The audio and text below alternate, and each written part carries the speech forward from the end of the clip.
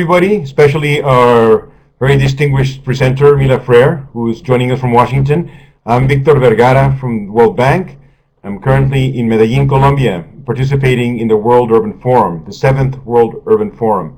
And it's particularly appropriate that today, in this 13th webinar of the series, joint series with the Lincoln Institute of Land Policy, we address one of the core issues, perhaps the core issue, of financing urban expansion and urban regeneration, which is slum upgrading, the way that most cities, in fact, grow in the world.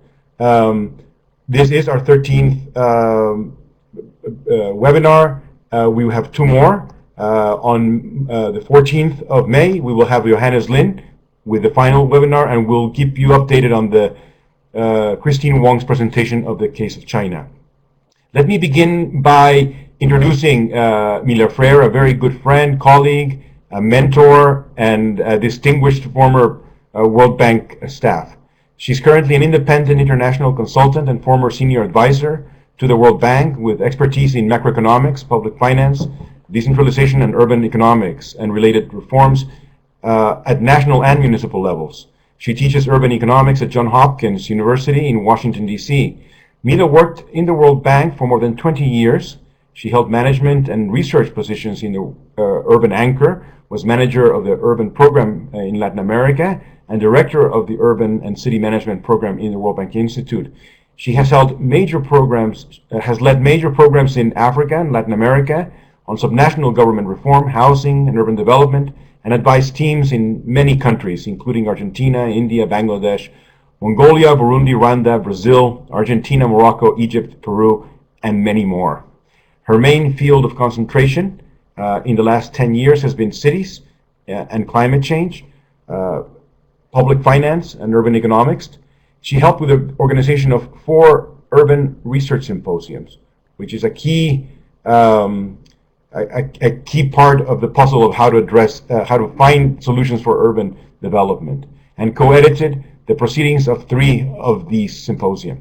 She was a core member of the World Development Report, Reshaping Economic Geography, which addressed in part the urban question, and co-editor of the World Bank publications on urban land markets, subnational credit markets, where she did an outstanding job, cities and climate change, challenges and issues of urban governance. Recent work include the chapter on financing slum upgrading, as part of the book on metropolitan finance, which we are using in our series, and which is sponsored by the Lincoln Institute of Land Policy, and 2 chapters on revenue and external resources as part of the Handbook on Municipal Finance, which is edited by my colleague and friend Catherine Forbach and Michael Lopani. This is a fantastic publication, and this publication has inspired and has shaped a learning program which is now ongoing in World Bank Institute. Mila holds a PhD in economics from the University of California, Berkeley, and graduate degrees from the Technical University of Lisbon, Portugal. Between 1992 and 96, Mila was managing director of the Caixa Geral de Depósitos, the largest financial group in Portugal, and CEO of Caixa Sistemas, the IT arm of that group. So we're very, very pleased and happy and honored to have Mila with us today. And she will make the presentation, and as customary, we will go on to some structured questions and then proceed to some open Q&A. Thank you.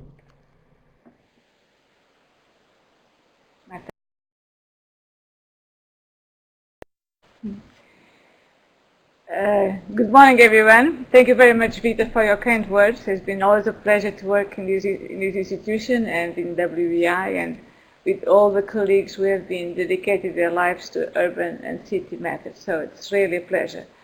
I speak very fast, but then I'm going to try to speak slowly. So let me just give you, I know by the names of the participants that slums is something that you are very familiar with, so many of the concepts may be repetitive, but for those who are new to that, so I would just give it as a way of introduction. what Victor described as really an issue in terms of physical planning, an issue in terms of living conditions, and an issue in terms of policy. Urban policy makers sometimes have difficulties in understanding the roles of slums, and many times the views are extreme. Either you define them as something that should never change, or something that should never exist. And meanwhile, we know that slums as cities are the most dynamic and growing and vital parts of cities. For those who know the work of Jane Jacobs, you probably remember that in the 1960s she would say, please do not destroy the slums. And this she was speaking about the US cities. Slums are where poor people live, but the poor of today will be the middle class of tomorrow. So if you help poor people to change the slums into neighborhoods of cities, everyone will win. And I think, this theme is really being echoed in our work in the World Bank and all over the world. And seeing that slums are not evil places, are just temporary accommodations for people that really are trying their best to improve their lives and their families.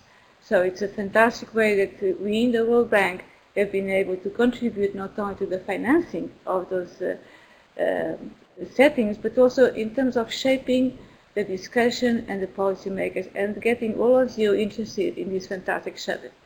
So I will be going slowly through some slides I prepared based on the book that was published last year, but reflects the work that was produced in more than 1 year in 2011.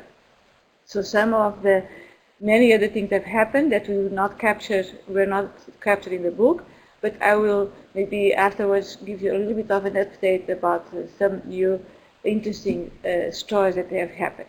So could I start?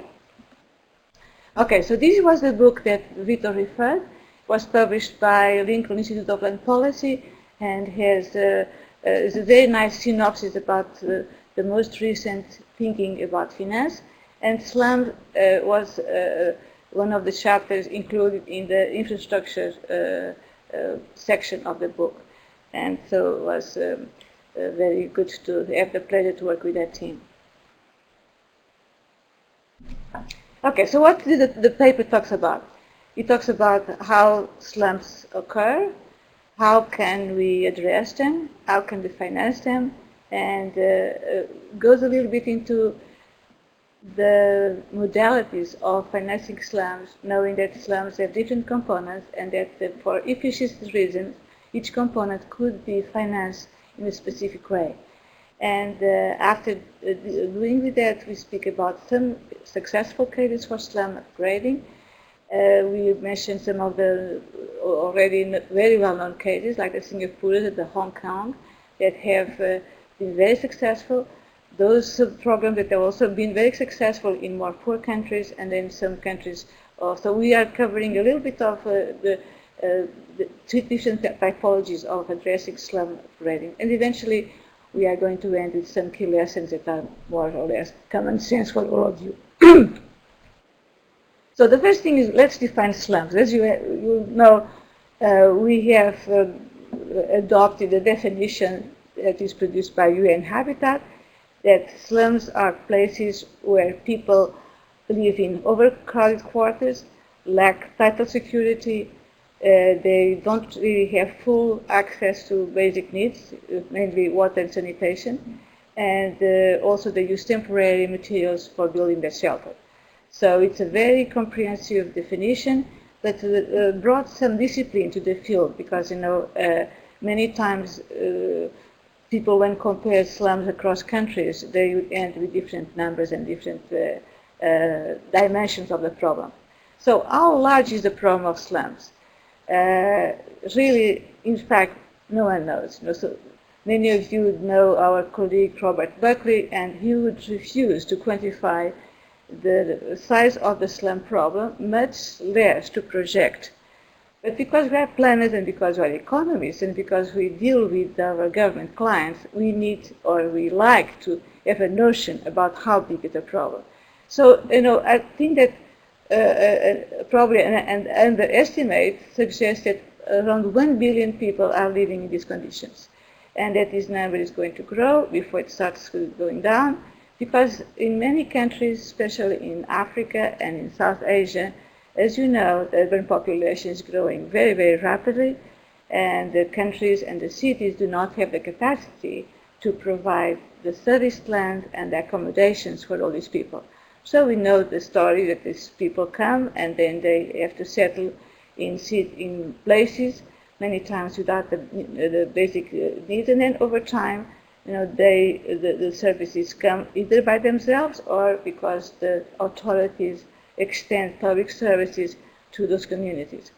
And the UN Habitat has been, and also inside the Millennium Development Goals, there was an estimate how much it would cost to solve this problem and to provide adequate housing and shelter to any of these people. And the numbers vary a lot, but somehow, you got the idea that if really the world was committed to help the situation for the ones that are already in slums and for those who are coming, so the stock and the flow, that an average of $60 billion would be needed every year. This represents more than 7 times what the whole world is investing in slums. So it looks that it's a little bit, kind of a very overwhelming challenge if you just look at the financing side. But as all you know, fortunately, our understanding of slums and the concept of that dynamism shows that there are many other factors that contribute to a changing of this problem. One of them is economic growth, is the income of the population that tends to go up, is the drive of people to improve their lives. So the combination of all the stakeholders may make this problem much easier to solve.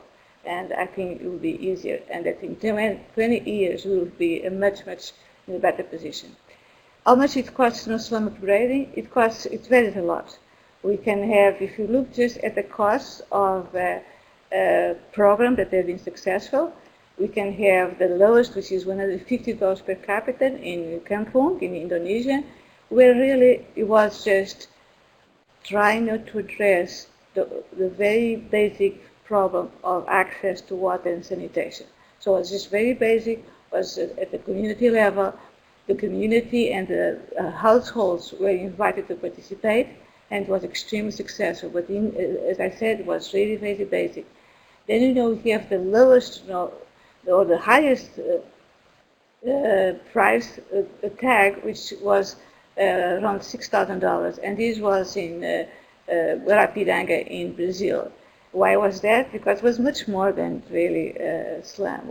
It included lots of water containment and water cleaning, and because the slums in Guarapiranga were around a very important basin that supply water to the city, so therefore the number is a little bit misleading. But this to tell that really the numbers per capita vary a lot, and sometimes people believe that an average will be between 2,000 and 3,000, but again, everything will depend what the people and the governments decide to do in terms of improving the living conditions of our poor urban. So as you know, what is the nature of the problem? Everyone knows that these people come to town or are already in town. Many slums in Latin America are already second generation of urban dwellers, so because the migration from the rural sector has declined. So we have, on one side, a large demand for housing, for affordable housing, and on the other side, we have a supply of affordable housing that is much less than really the demand. So we have an excess demand. So on the demand side, people are poor, they don't have enough incomes, and even the income that they have, they cannot really use as a guarantee to access credit for housing. So therefore, we are really stuck on the low income to support or to finance housing for these low income people. On the supply side, you have indeed a major problem. because you don't see land, serviced land, being expanded at a sufficient speed. You have lack of interest from the private sector in developing low-cost serviced land. And on top of that, you have very important regulations in terms of zoning, in terms of medium-sized plot, in terms of rooms for infrastructure that many times limit the capacity of the market to supply affordable housing. The typical example it was in Brazil, where for a long time the minimum plot was 230 square meters. That was totally outside the capacity of any working family to afford. Therefore, everyone knows the rapid expansion of the informal market in Latin America, and not only in slums, even with middle class incomes. And the final type of problems we face in slum upgrading or in slum formation is the institutional planning issues. Many times, the national authorities and the local authorities do not really know very well about what to do with slums, now much better than before. Many times the idea was that if you help the slums to improve their quality, then more people would come. And it took really decades to get rid of this notion and to understand the benefit of having these people. All of you know the work of Alain Berthaud and Patricia Nez in India, which really was the most explicit way to see, do not blame the informal market for the sins of the city. The informal market and the slums and not illegal and informal, all the names you can use for this type of preliminary and precarious settlements. According to Alain and Patricia, let's look at it as a phenomenal response of the market, even if it's the informal market, to the demand for shelter at affordable prices.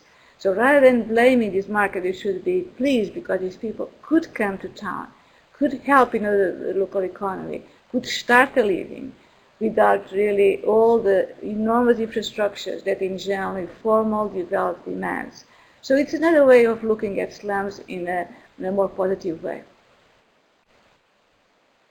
This is one of the graphs that Bertrand shows that I find it extremely, all of you know it, but it's interesting to show it again.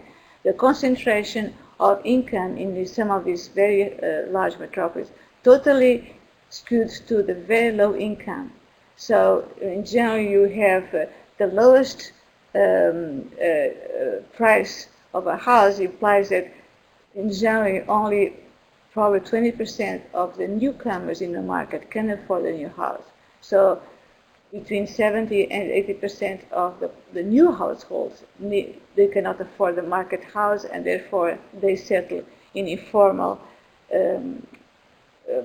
places of settlements. Another thing that I find quite interesting, and this comes from the same report on Alain Berthaud, is the impact that if you release some of the supply constraints, as I said, the zoning, the regulations, and the floor area ratio, regulations that authorities have been establishing under the premises that they need to protect the consumers, therefore ensuring that all of us will have a minimum size to live and with the infrastructure need. However, these regulations imply that the houses that are made available in the market are too expensive.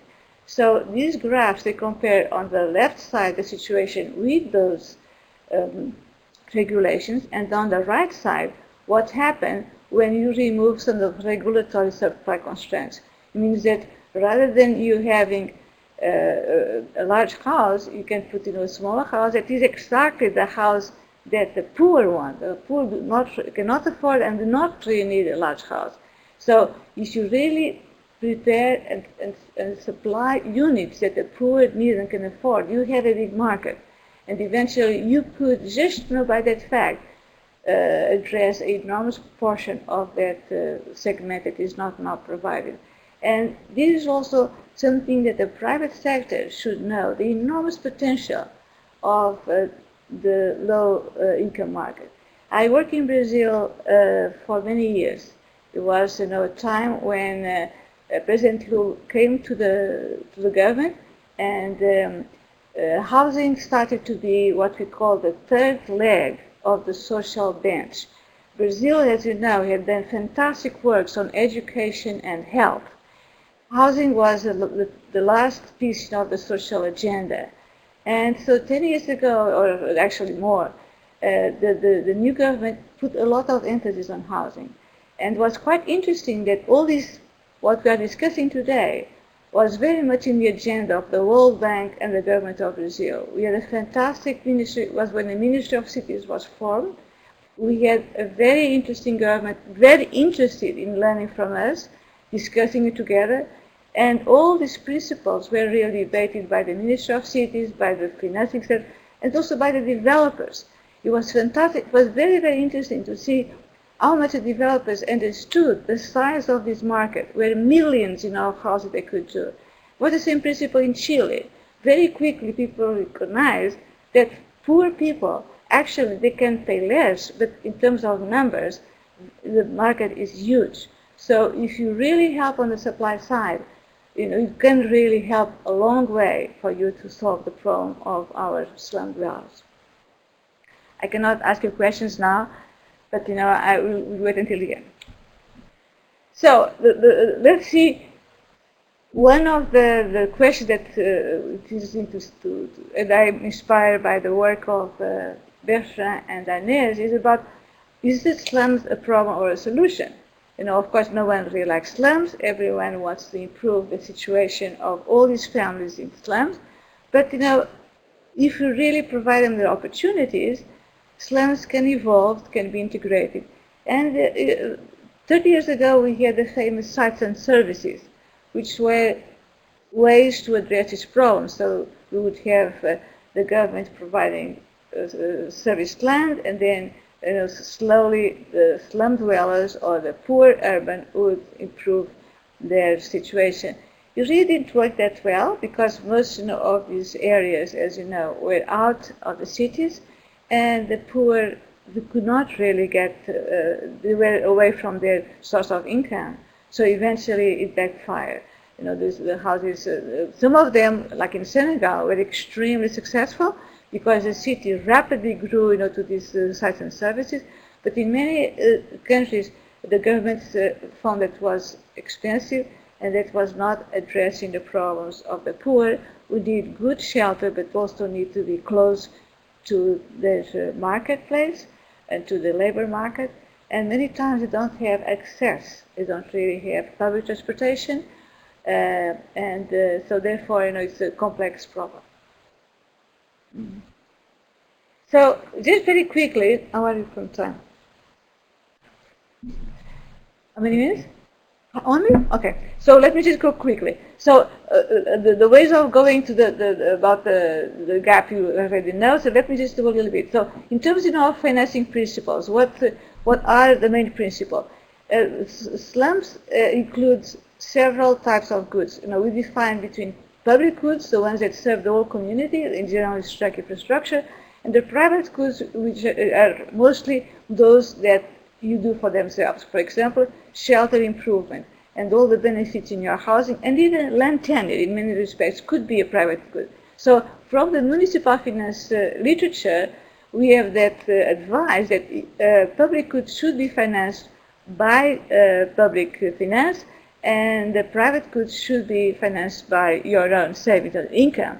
And this is a principle that is very interesting because it helps you to think through and to understand how communities and the residents could contribute to their own financing. This is a scheme that you have is the same principle. So the services between basic service and individual connection and classified by private and public good, and then the sources of financing that can be and should be mobilized in order to finance those services. And as you see, the basic infrastructure are really the bulk of most of the investment. It's in general 60 or 70% of any slum upgrading project goes to finance bulk infrastructure, and should be obviously financed by the public sector, either directly by the government or with help from donors. And most of the other ones are actually private goods that they could be financed by private resources, and in practice it's a combination. You have donors, you have small loans, and you have your private savings. So let me just go over that. So here is a map about how the measures allocation of donor financing, being the World Bank and the IDB being one of the major financiers of slum upgrading, also with African Development Bank and the Asian Development Bank. In terms of the World Bank, it's interesting to see now how the bank portfolio is being divided, and you can see that from the specific slum upgrading, the bank has been directing more to loans that actually are more comprehensive, that include not only slums but also changes that are going to address the political and the technical constraints that avoid a good response. So you have policy loans, and to promote these ideas across the governments. So unfortunately, I have to go a little bit quickly. Is some of the interesting sources of finance at the level of the private sector, the housing microfinance. It has been quite an interesting development. You have microfinance was a very interesting development in terms of economic development, and has been enlarged to serve the needs of improving shelter. The community-based finance is very close to the microfinance. It has been extremely important, especially in South Asia. I recall Bangladesh, for example, and in Thailand, where really the communities have been doing a fantastic work in terms of mobilizing savings, organizing the savings, leveraging the savings, and actually dialoguing with the public sector. And if the public sector is totally strapped for resources, at least they can provide training, engineers, and technical, so that they can really help the community to produce good work and to have a good planning in their work. But the combination between this community finance and general funding has been very, very interesting. Housing subsidies is something that is also very, very useful and very used, by countries that have adopted national housing policies. And this is the case of Chile, the case of North Africa, the case of most of the cases where really you have national housing policies, you have to have subsidies to increase and to help the income part of the demand curve, so that many times you are almost there, but you need a little subsidy, especially on down payment, or the interest of the loans, so that middle class and low income class can help and can afford houses financed by the market. Providence Plant is something that some of the countries have used in order to start to have financing base, and this is in Brazil, in Mexico, and also very much used in Singapore. And Land Finance is a project, is a very recently developed instrument that brings a fantastic amount of possibilities. It makes sense. It can be really used by the cities themselves in order to finance infrastructure, including infrastructure for the poor, and it's a very efficient source of finance in terms of for housing purposes. And I'd like just to mention a little bit about Singapore. Singapore is is a classical example. In the 60s, when Singapore became independent, more than 60% were living in slums. The slums in Singapore were actually boats, and the river was being, the common bathroom for the community. So the situation was very, very precarious. And the miracle of Singapore is, the combination of a fantastic political will, a good vision, and special commitment to improve. And so we have one of the things that the Singapore government did was taking care of land. So they really purchased enormous amount of land so that they could really plan the city as needed and without really much interference with the private sector. They really produced a very important Providence Plant where the people working in the formal market could contribute a very important share sometimes up to 30% of their income for single men, and that these funds could be later on used for their first mortgage, and enormous effort in terms of developing infrastructure. The modalities are also very common sense. You start by improving the situation in the center of the city, developing other cities over time, and providing excellent communications. And the focus was you have to have your own house. Singapore was a new country full of Malaysian immigration, and the government believed that if you have a house in this country, then this is your country. And so we don't really want people to leave the country, but to also. So there was a very interesting case where politics and nationality and very, very good technical capacity really changed totally the situation of the slums in Singapore in less than 30 years. We had a similar situation in Hong Kong, although it was a little bit more rocky. And Kampung, as I mentioned, is another project, is a different project, is a slum upgrading, where really the priority was to help poor urban to have access to the very basic service of water and sanitation, and was also very successful. It was relatively cheap, so the government could extend it to many, many cities. They had a special team with very good engineers to support. The World Bank financed 3 or 4 projects, to continue the program. And later on, there was problems in terms of maintenance and operation costs. But at least the modality proved to be a good one. In Sao Paulo, you have was a very interesting case. Much different from Indonesia. São Paulo and Brazil have a very good sense about what the national housing policy means. We have, at the Brazil level, we have 3 levels of government. All of them have a saying in housing policy and in slum upgrading. But it's very interesting to see that with the new Ministry of Cities, collaboration between these 3 levels of government have improved dramatically. And the National Housing Fund that was created to absorb resources for slums and housing has really been well used. And then you have this fantastic capacity to reach out with the enormous financial network, where the largest bank in the country, the Caixa Econômica Federal, is a special department for municipalities and for housing. And actually his own president now was a previous Secretary of Housing for the country and for the year.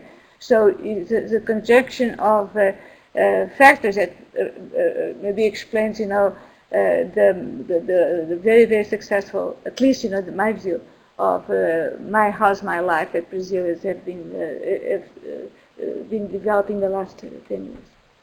So conclusion, how can you define, when this the urban upgrading policies work and urban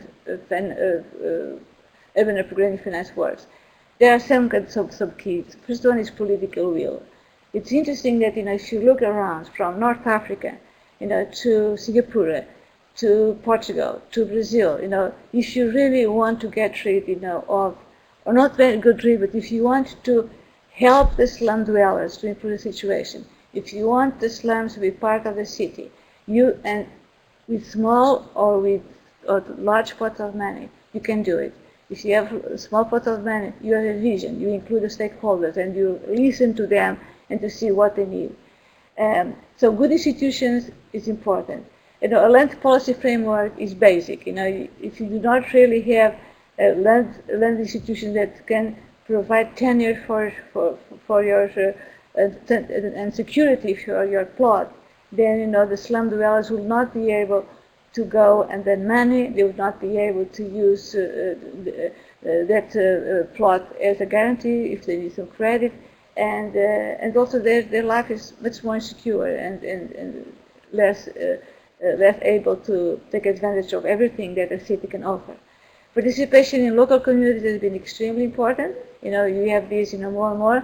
You have many good literature on that, and also I'm sure in all your projects you have that feeling that local communities really help you become much more efficient and targeted in your investments. And I finished with the clear vision of sustainable housing. If you look, at the most interesting phenomena, for example, in North Africa, you have Algeria, you have Morocco, you have Tunisia, you have Egypt, where the progress in terms of dealing with slums have been extraordinary. In Tunisia, apparently, there is no more slums. In Morocco, the same thing, And it was quite interesting because, this was not the case 15 years ago. And again, you had the same thing that you found in Singapore, is the willingness to really address this question. Can you do it, isolated? No. Slums are just the lowest part of a big sector called housing. And when, you improve the slums, when these people start earning more money, it is natural that they would move to better houses, maybe near the slums, a little bit farther, but is the typical mobility of an urban citizen. So it is the responsibility of the policymakers to understand that the housing is not just a closed set of segments. They are extremely fluid. So if you really can have that perspective that you have different layers of income, different groups of customers, different types of families that can afford, and they have different profiles. You have also to take into account where they stand in the life cycle. So you can really tailor the overall system that can provide you the efficiency in the use of resources that impact in the community that you enter. Thank you so much.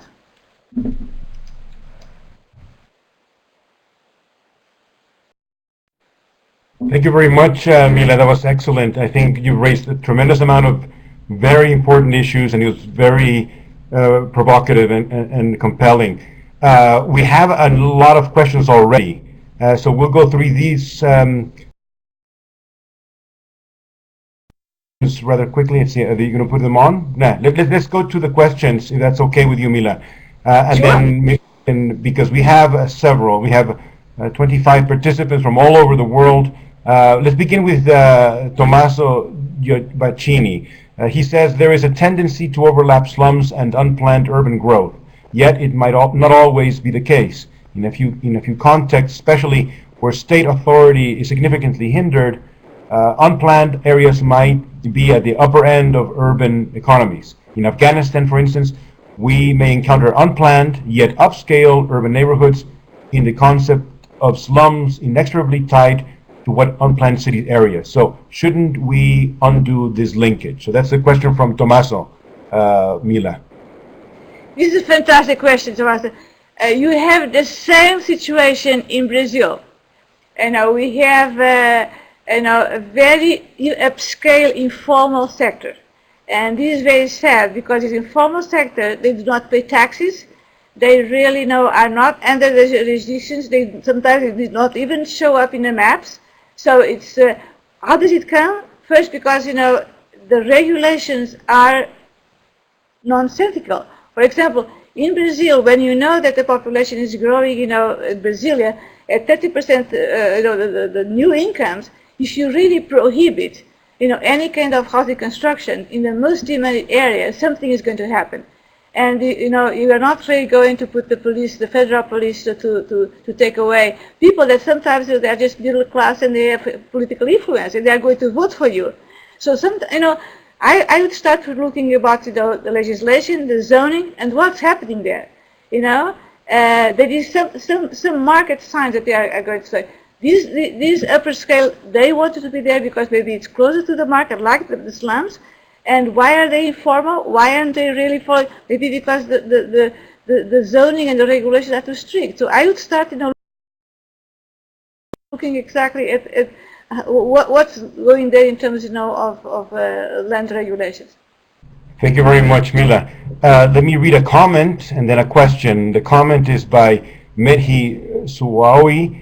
The comment is, I think that slum is a result of uncontrolled urban growth. Rather, once that growth is not monitored and assessed, it will eventually lead to slums. That's the comment. And let me go to a question, which is perhaps you could win a Nobel Prize if you answer this one in 30 seconds.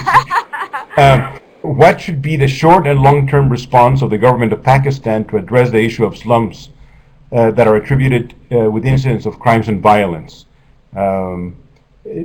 So it's a big question, and also in Islam. You know, this is the universal question. We have it all over. You know, I think we have it in Lima. You have it in Africa. You have it, you know, you have it in Kiber.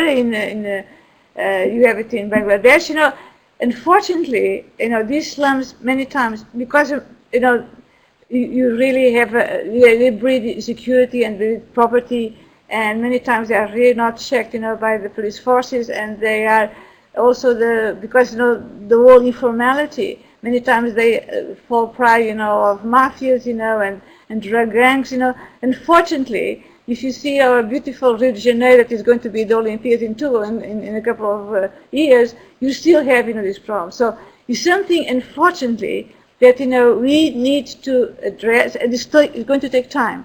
And the time comes, you know, developing these communities. You know, there is no magic wand, you know. You know, these slums are disorganized. People are coming because they believe that their opportunities and their chances for their children are better than where they were living before.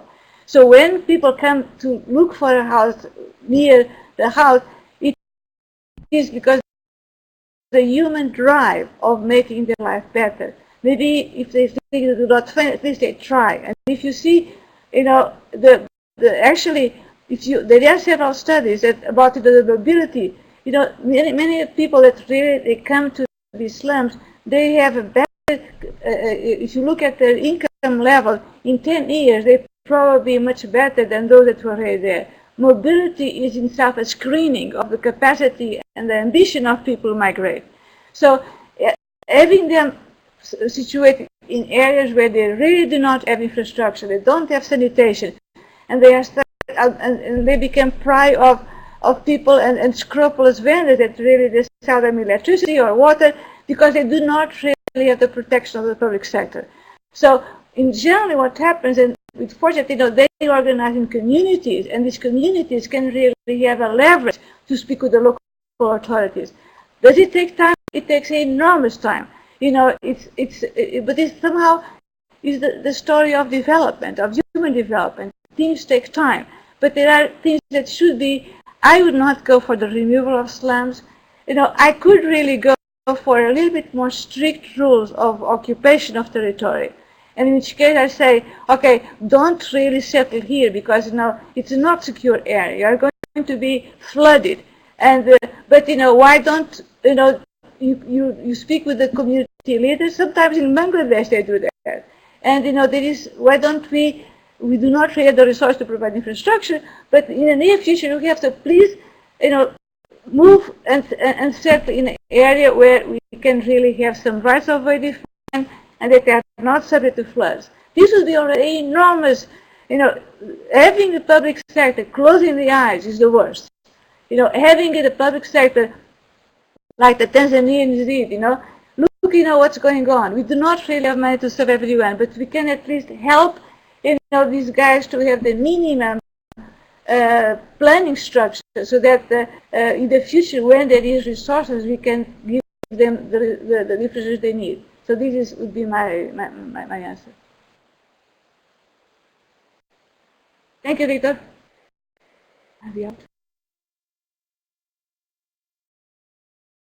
I wanted to get back to one of the questions that was asked by one of our participants regarding the private sector. And this was Mehdi again asking, to what extent the partnership between the private and public sector could help lessen the impact of slums? And I wanted to preface your answer by inviting everyone to go to the World Bank site and to look for the proceedings of a very good workshop that was held about 7 years ago, perhaps, that Judy Baker organized on this issue. 2-day workshop. There's a lot of very interesting material on that. But your thoughts on the role of the private sector, and maybe slightly also on the issue of incremental housing and the role of the private sector, Mila. Thank you. You're welcome. This is fascinating. You know, the possibilities are so extraordinary when you see about all these millions of people coming to town. If you are a private sector, you cannot really ignore. You know, these people that are going to need concrete, are going to need materials of construction, and also are potential consumers. So it is a market there, and that. Thank you for reminding me about the Judy Baker forum. Was we are speaking about the bottom market is like 70 billion in terms of purchasing power. So no private sector would be neglect such a potential. So there are very interesting things. For example, CMEX in Mexico has a program of really financing these poor neighborhoods, just providing supply credit, at a very, because they are supplying so much in a bulk way, so they can really have a good discount. So the potential is very big. We still don't see as much interest in the financial sector. I think that we see lots, supply credit in different aspects, but in terms of the finance, which is really would be the next step for these people really to be able to afford a mortgage or to transition to a more formalized housing. This one, I think, we still have to. I'm not sure exactly, what was the crucial. Maybe it's because these people still have very low assets. The asset that they have is the housing, and the housing is very precious for them, really to mortgage it. So, the question of liquidity is there. So there, what I see better, and this is what many programs are doing, is that you may need a little bit of a subsidy, so that you have an upfront subsidy from the government to give to these poor people, or poor, but already at the level of giving a jump, and a little bit also like the Chile, so that they can really afford to go into the financial market and afford the mortgages that are available there. So this will be, the second tier of our housing problem. But the potential is enormous. There is also many the private sector being involved in the delivery of slum upgrading projects, and this is all over. And if you see, the multiplier effect, of a slum upgrading project in any country is phenomenal. You see, at the community level, because so many people are being employed, you have at the small. So these are multiplier effects that many times are not accounted for, but they are extremely important. So thank you very much, Mila. Let me pose a few more questions so that we don't miss out on some of the comments that are being made. Borja Iglesias he's asking, of the $60 billion a year needed, how much of this would remain? I guess he's saying in the hands of aid cooperation industry. We have at present the dramatic episodes of USAID, he says, in Haiti. I think the broader question here is, what is an efficient intermediation of resources for slum upgrading? What is a normal efficiency level of from project to getting benefits to the people on the ground? Is it 90%, 95, 80? What would be an efficient program, Mila? That's one question. Okay. The other one from Ana Ramoa in Greens from Portugal. She says, how important do you think it is to improve sanitation services when slums are upgraded? Let's go, if you can give us some short answers, and we'll get to the other one so that we address them before we go. Okay. Anna, I think that sanitation services should be the first one, okay? I think that water, you can buy water from the private vendor. Sanitation, you cannot really buy sanitation. And the horror things about the flying bathrooms around the world. So certainly for me it will be number one, my first priority. Okay, in terms of budget, high budget, it's nice to see that you are. Borges was one of our students in the MF course. It was what is the nice combination? Okay, let me see.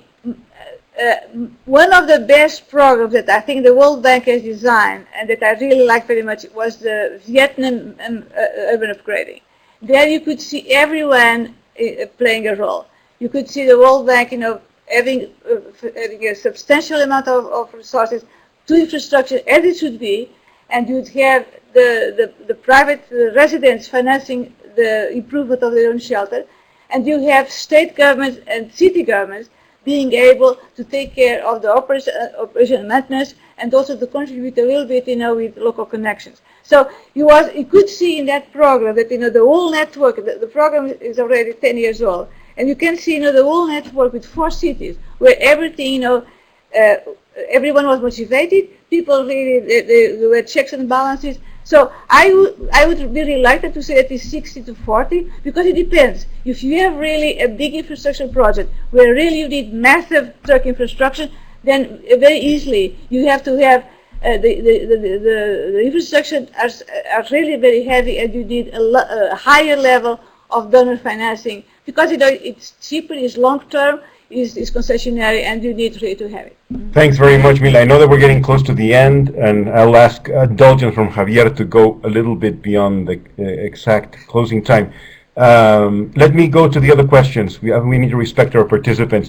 Eric Vergel has a couple of very interesting questions. He's repeated them a couple of times, so I must ask it, which I think is very important. And you touched on it. It's a complicated answer, so if you could just give us a very short summary, and then we can offline proceed with more detail. The question is, do you think it would be possible to finance slum upgrading with value capture mechanisms? This is at the heart and very close to the thinking of the Lincoln Institute of Land Policy, and we agree that land is a really important issue. So that is from Eric Vergel. Let me see. So if you can please answer, reflect on that question of land value capture and slum upgrading, Mila. Yes. I think that although we have to specify, are you speaking about value capture of the places where slums are? If you think that you're thinking that because we are putting upgrading there, the land is going to be more expensive, and then the slum dwellers are going to own a more expensive piece of land, then I will have to say let's divide in short and long term. These people are strapped for liquidity. So even if you have an increase in property values in slums because you put infrastructure, by just asking them for some kind of contribution, I think it will be unrealistic, and you'll get a lot of flag back in terms of political resistance. However, the principle is correct, and I would favor more, combining this one with, progressively taxing, the properties. Even if there is small taxes, it is important for slum upgrading residents to start paying taxes, even if they are very small. And so, my answer is, in principle, yes. How you do it, you have to be careful about, the losers and the winners, and you don't really want to ostracize these people, and you want them to be included in the economy and to be voluntary participants in the financial effort. Thank you very much, Mila, and thank you to everyone that has asked questions, all very good ones, and I think they've made the session extremely lively and informative. Being here in Medellin with the World Urban Forum yesterday, we had the pleasure of meeting the planning director. He took us for a tour of the city, and he showed us some of the mechanisms to finance urban development. And I think that I want to conclude at least this reflection, and before giving the word to Mila for the concluding remarks, of the need to think about the household and the city together.